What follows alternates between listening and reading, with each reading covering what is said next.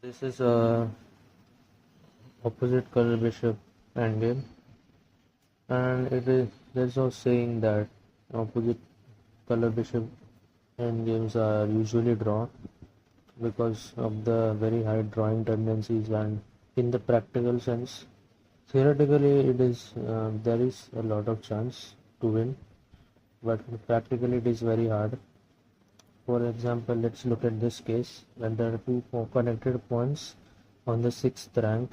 Even in this position, if you move any of the pawns, it's a draw.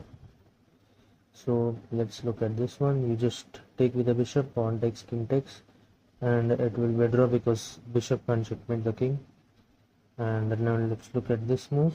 Now in this case, we can just go here, and the king can't really do anything, and so this white can't really do anything, and whatever white plays, black will just shuffle its bishop, and the king stays here to protect that square, and this is a draw.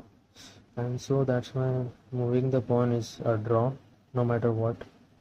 And so only the king or the bishop can move to be able to win this game. So in this position, since the kings are like kind of x-raying each other, facing each other, so what we need to do is give a check. And after we give a check, the king has to decide, the black king has to decide to go either here or here. In either case, we will just outflank the king. Now what is outflanking? Now let's look at outflanking first. For example, this is the position, and it's white to move, sorry, it's black to move, and then the black goes here, and now king goes here, black goes here, king goes here, black goes here, king goes here. So we are kind of approaching the promotion square by outflanking the black king. And so in a similar way, when it's this situation, and bishop goes here, so in this situation, after we give a check, the king has to move somewhere. So if the king goes to d5, we go to f5. If the king goes to f8, if the king goes to d8, we go to f5, and if the king goes to f8, we goes to d5. And so after this move, the king can't really move anywhere else because these two squares are covered by the bishop, and only the bishop can move. So let's say bishop goes here, we go here, no, we can't go there, we go here, and if the king goes here, we can check, and the king has to go back here, and now we can go here or just here simply and just promote the pawn. And so this is a win with when king goes to f8. Now let's look at when king goes to d8. So we go f5, f5, and then again the king can't really go back because the bishop is covering that square and the pawn is covering this square. So bishop repeats, again same thing, king goes here, bishop repeats, king goes here, and after repeats, now we can just push the pawn, and after takes we can take, and now the pawn is protected with the king. And so this is how you win against opposite colored bishop when you have two 6th rank connected pawns. And so yeah, this is the part where two connected pawns are on the 6th rank. Now this is the same thing with two connected pawns on the 6th rank, but this time the black bishop is in front of the pawns. Now in this case, after when the king goes here, we give this check, same thing again, and king goes to f8, only move. Now we go to f5. We don't outflank this time because after f5 this is a zugzwang. And why is it a zugzwang? Because the bishop can't go anywhere, can't go because we take, and this would be a win for white after taking. and if bishop goes anywhere we just check and then promote. And so that's why, let's say king goes here, now we would just push. If the king goes here we just promote. And so this is why this is a win for white when the bishop is in front of the pawn. So this is a kind of, this might look very similar, but this is because these two pawns are on the edge of the board, which is the knight and the rook pawns on the knight and rook file, and this bishop is controlling this diagonal. This position is a draw because let's see, after this check king goes to f8, not here, king goes to f8,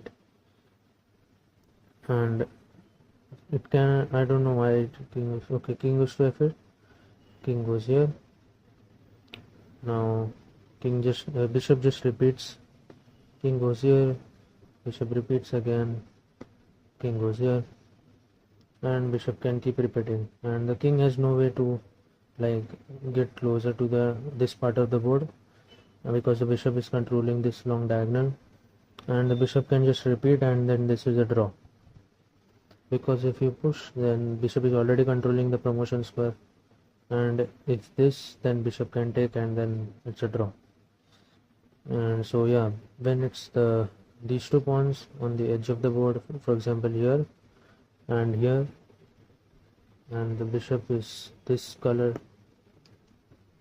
and for example like this is also a draw, and the bishop king needs to be closer obviously, otherwise this is a win. If the king was here and the pawns were there, then this is a win, easy win, because you can just push and win the game. So king has to be here somewhere, and now this is a draw. So yeah, that's all. Now let's look at the case when the pawns are on the 5th rank. So in this case it's a win for white. Now let's see now. So first white gives a check, and now king, if king goes here we can just outflank, and so if king goes here we can outflank from here. So let's look at this move first, and now bishop goes here. King won't really move anywhere because the king needs to keep an eye on these two squares. Now we go here, king goes back, we go here, check, king goes here again, and now we go here, and next move would be e6. So let's say bishop goes here, we push, and the king goes here, then we go here, and after bishop moves we push to f6, and this is the same situation, like 6th rank pawns are also winning as we saw earlier. And so this is how we win this game, by waiting into this position and then outflanking the king by, for example here, goes here, bishop goes here, and this, and slowly we will outflank the king by moving a king somewhere, and so these two squares are covered now, so king can't go there, so king will stay here. Let's say bishop moves, we go here, and now we can just push and win the game. So this is how you win when it's the 5th rank. It has a very similar pattern, like you outflank the king. When the king goes to the right we go to the left, and when the king goes to the left we go to the right, and so same thing. So this is a similar position, but in this position the bishop is in front of the pawns and the king is here. So same position as earlier, but the bishop is in front of the pawns. Now this position is a draw because the bishop is like very strong here. So In the earlier position, when the bishop was here and the pawns were here, the pawns on the sixth rank are so strong that once the king gets here, now you just need this, and the bishop can't take, and it will be tough to. It is a lost game. But in this case, when the king is here and the bishop is here, now the bishop has enough space to like not be threatened to get captured. So here in this case, bishop gives a check and king goes here, and now you can't outflank because this pawn is hanging with the bishop, and so if you go here, this is just a draw. You just keep repeating this, and white can just move the bishop left right again and again, and this is a draw. This position is also a draw when the pawns are on the fourth rank, and as we go down the board, the chances of draw increase for black, and this is the way to draw is by getting the pawns in front of the pawn, king in front of the pawn, and the bishop in such a way that it, for example, if this was the position, then the bishop would be attacking one pawn and defending the square in front of the other pawn, similar to what we saw earlier where the king was here and this was the situation. So yeah, so the same thing, king is in front of the pawn and the bishop is controlling the square, and so wait, this was the position. So yeah, bishop is attacking this pawn, so the king won't be able to outflank, and also controlling this square after the pawn, the square in front of the other pawn. And so this is the correct setup for drawing the game. And as you go down the board, if black is able to get this setup where the bishop is like controlling these two squares in this situation, and for example these two squares in this situation, these two squares, and so this would be the drawing way to draw as we go down the board. For example, here same situation. So the further the pawns are, for example in the fifth rank, there is a chance for black to make a mistake, but on the sixth rank it is definitely a win for white if white is here. Like this is the situation, this is a win for white because bishop gives the check, and anywhere the king goes we just outflank the king. And so yeah, this is the way to draw with black. This position is a win for white, even though the pawns are so in their initial squares. So this is a win because so in a couple of moves white will get this position and the bishop will be blocked. And so what black needs to make sure is that the bishop is not the same color as the long diagonal, this long diagonal, and it doesn't get overpowered by these two pawns. So what happens here, after this white gives a check, king goes to f8, king goes here, bishop goes here, king goes here, bishop goes, and now we play a waiting move, and bishop goes here, and then this,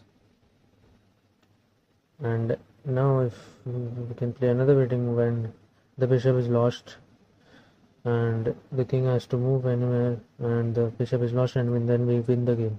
So that is why this position is win for white, only because of this diagram, color of the bishop. If the bishop was this color and this was the situation, this is a draw, because even if you get these two pawns here, even if you push this, the king can get here, and then there is no progress for white because the bishop controls this square and this square, and white can't progress, and so this would be a draw, and if this was the situation, this is a win for white. So because you just get closer to the bishop and then take moves away from the king and then win the bishop. So yeah, that's all for the connected ones, and I'll be making other videos like when it's a separated pawn and stuff like that, maybe tomorrow. And so yeah, thanks for watching.